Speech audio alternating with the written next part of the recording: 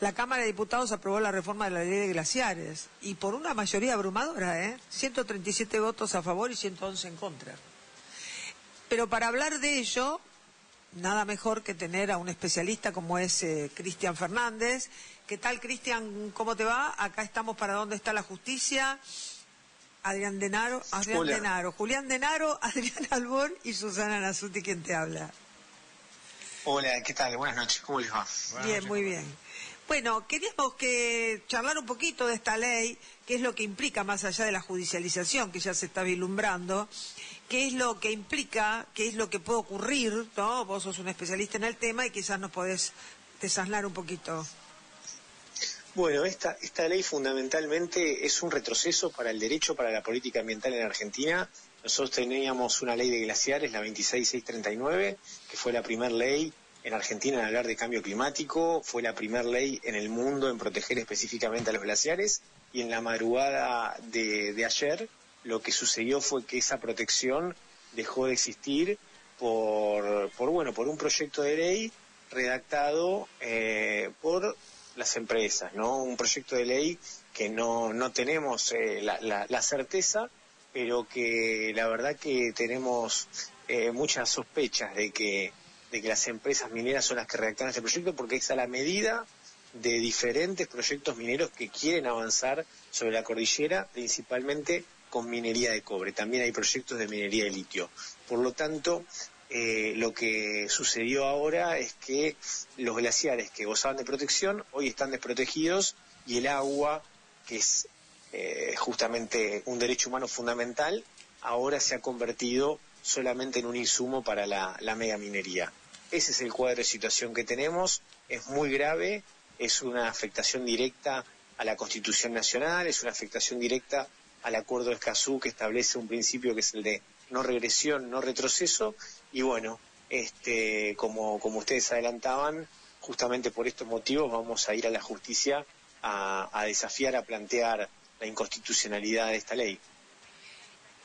Cristian, queremos aclarar que Cristian es coordinador de la Fundación de Ambiente y Recursos Naturales, ¿no? Ante todo, estamos hablando coordinador legales de la Fundación de Ambiente y Recursos Naturales.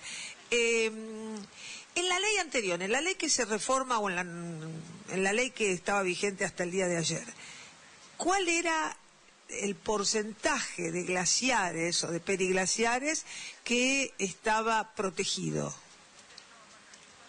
Bueno, ahí se protegía lo que hacía la ley 26639, proteger tanto a los glaciares como al ambiente periglacial, es decir, donde se verificaba que había glaciares y ambiente periglacial, todo eso estaba protegido. Bueno, ahora con esto, esa decisión de proteger va a depender de cada gobernador de cada provincia. Es decir, se le dio un cheque en blanco a los gobernadores para que ahora tengan la posibilidad, en contra de la ciencia, en contra de lo que dice el inventario de glaciales elaborado por el Instituto Argentino de Neumología y Glaciología, que puedan tachar con la lapicera roja donde hay glaciares y decir, este glaciar no tiene relevancia hídrica, este glaciar o este ambiente periglacial puede ser utilizado para la minería. Eso es lo que se desprotegió.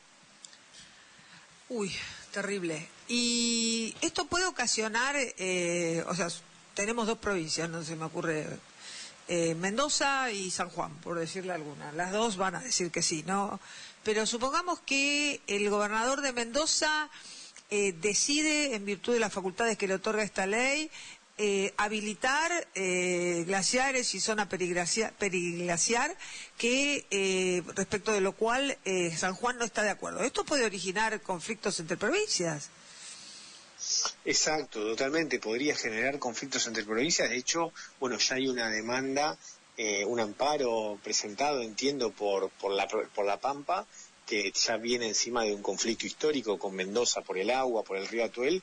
Acá estamos hablando de proyectos mineros que podrían tener impacto en la cuenca del río Colorado, que el río Colorado atraviesa 4 provincias, con lo cual, desde luego que esto va a generar muchos problemas entre las provincias, y además quiebra al medio un principio muy importante para el derecho ambiental, que es el principio de solidaridad, es el principio que establece que justamente como el ambiente no reconoce fronteras geográficas, es importante que distintos gobernadores, cuando tomen decisiones, no afecten a otras provincias, porque existen sistemas ecológicos compartidos, existen ecosistemas compartidos, como es el caso de un río. Un río es una unidad hídrica, es uno solo, no importa que esté en más de una provincia. Ese río, si se lo afecta en aguas arriba, va a haber impactos aguas abajo. Entonces, es clave recuperar este principio de solidaridad para que los gobernadores no tomen decisiones equivocadas y aisladas, ¿no? Claro, o sea que entre todas las provincias tienen que ser solidarios porque, como vos bien dijiste, el río es una unidad. No es que porque pasa por la provincia de Mendoza la Pampa se tiene que callar la boca ante, que yo creo que es el conflicto más grande, uno de los conflictos grandes que va a haber, ¿no? Porque Mendoza decide realizar actividad minera a la orilla del río Atuel, ¿no? Por ser, soy abogada, ¿no? Pero bueno, no entiendo, no conozco bien todo el tema de glaciares. Y bueno, ya hay un amparo, ¿ustedes la van a judicializar? Sí, nosotros estamos trabajando junto a Greenpeace, junto a abogados ambientalistas en la construcción de un caso.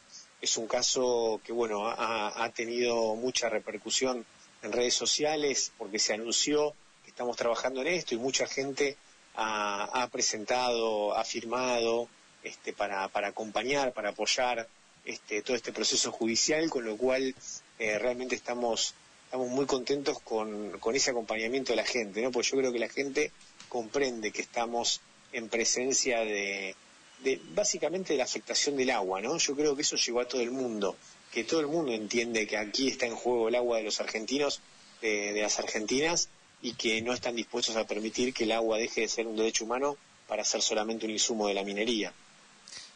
Perfecto. Cristian, Adriana Albor te saluda. En primer lugar, agradecerles a todos los que luchan por algo que va más allá de sus propios intereses. Hay que agradecerles, hay que estar al lado de ellos, porque aparte sabemos que muchas veces están sometidos a riesgos, ¿no? Cuando vos te metes con intereses muy importantes, intereses económicos muy importantes, tenés riesgos de todo tipo, porque del otro lado muchas veces lo que hay son verdaderas mafias. Entonces, dicho esto, voy a ponerme en un personaje como que no entiende nada y te pregunto, pero ¿cómo que peligra el agua si yo abro la canilla y sale un montón de agua? ¿Sobra el agua en la Argentina, Cristian? Bueno, no, está muy buena la pregunta, ¿no? Porque estamos hablando de que los escenarios climáticos nos dicen que se vienen mega sequías en Argentina. Entonces, si frente a esos escenarios climáticos muy problemáticos de mega sequía, nosotros, en lugar de proteger nuestros glaciares, de intentar reducir el cambio climático, mitigarlo, adaptarnos a ello, lo que hacemos es utilizar esas reservas estratégicas de agua, no para el consumo humano, sino para la minería. Bueno, vamos a estar en un gran problema en un horizonte de unos pocos años, me parece. De hecho, muchas veces se ha hecho la comparativa, ¿no?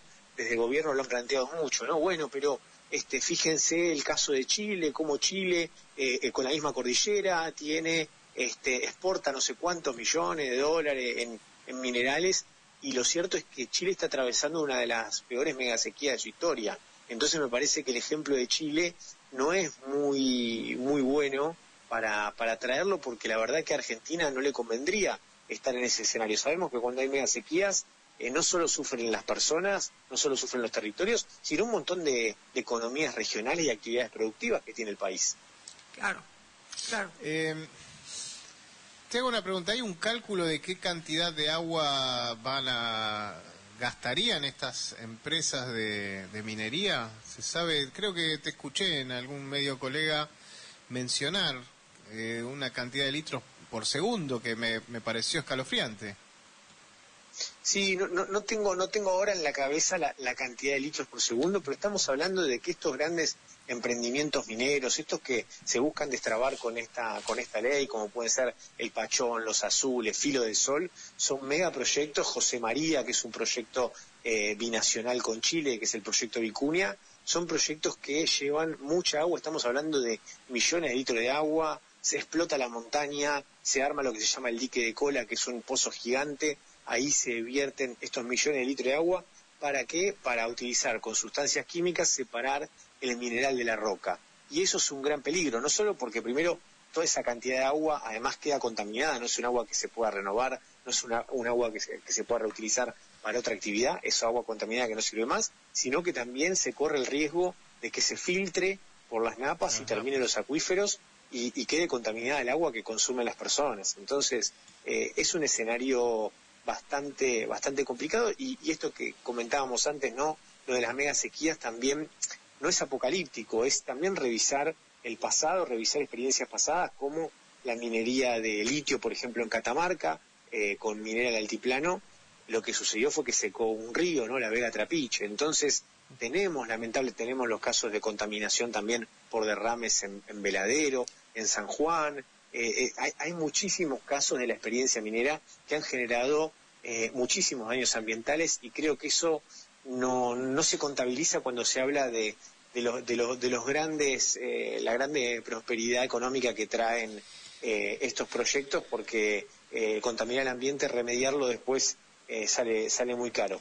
Sí, pero además de eso, digo, de toda esa riqueza, toda esa cosa tan maravillosa, de esos productos, de esos minerales que se extraen, ¿cuánto queda en la Argentina? ¿Cuánto se dedica a la industria? Primero, que tampoco sería un fundamento, ¿no? Digamos, no podemos decir, bueno, vamos a sacar estos minerales para por lo menos dedicarlo a la industria nacional. No es un fundamento. Ahora, ni siquiera es eso, porque se va, el fruto de la minería se va del país, no estamos utilizando, no lo estamos industrializando acá, no lo utilizamos como digamos, no tenemos ni siquiera un beneficio indirecto de envenenar el futuro.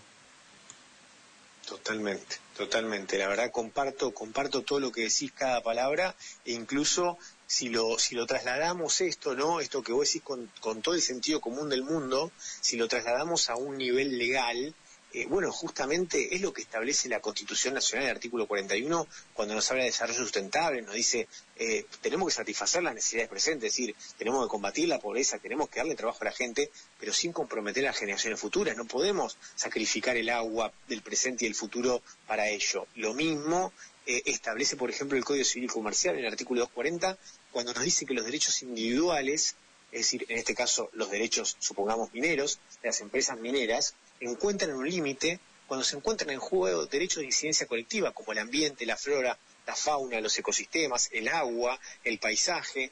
Entonces, ahí tenemos coordenadas legales muy importantes también para criticar, ¿no?, esta ley, y no estamos hablando de acuerdos internacionales como el Acuerdo de Escazú, que establece el principio de no regresión, es decir, que una vez que obtenemos un estándar de protección ambiental, como obtuvimos en 2010 con la ley de glaciares, no se pueden dar pasos hacia atrás, como dio el Congreso hace apenas 2 días, ¿no? Lo mismo el convenio de lucha contra la desertificación, que tiene que ver justamente con conservar el agua de los glaciares para evitar convertirlos en un desierto, o lo mismo el Acuerdo de París, que tiene que ver en la lucha contra el cambio climático, porque los glaciares han sido definidos por Naciones Unidas como los centinelas del clima. O sea que la situación que nos plantea la aprobación de esta ley va a ser un caos, ¿no? Un caos, y desgraciadamente, salvo que la justicia tome nota y suceda con esta ley lo mismo que sucedió o que está sucediendo con la ley de reforma laboral, donde ya se declaró la inconstitucionalidad de más de 80 artículos, ¿no?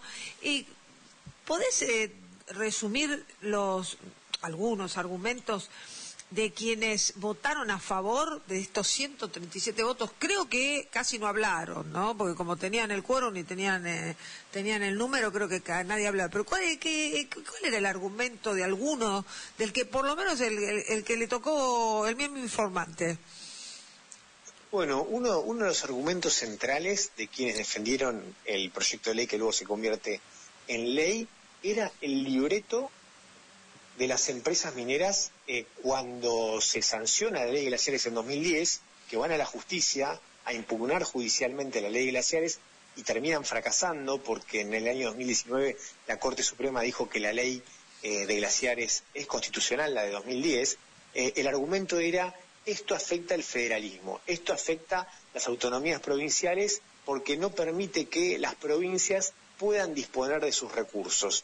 este fue el argumento central ahora en el Congreso, que fue un argumento que ya había sido rebatido en 2019 por la Corte Suprema de Justicia de la Nación, es decir, el máximo tribunal del país refutó a todo lo que dijeron hace apenas 2 días en la Cámara de Diputados y lo que habían dicho en la Cámara de Senadores en febrero, porque justamente la Corte explicó con mucha docencia en ese fallo que la ley de glaciares de 2010 no afectaba el federalismo, sino que lo ordenaba, porque justamente el Congreso de la Nación, por el artículo 41 de la Constitución Nacional, es el que tiene la atribución, que tiene la potestad, que tiene el poder de regular los pisos mínimos de protección a lo largo y a lo ancho del país.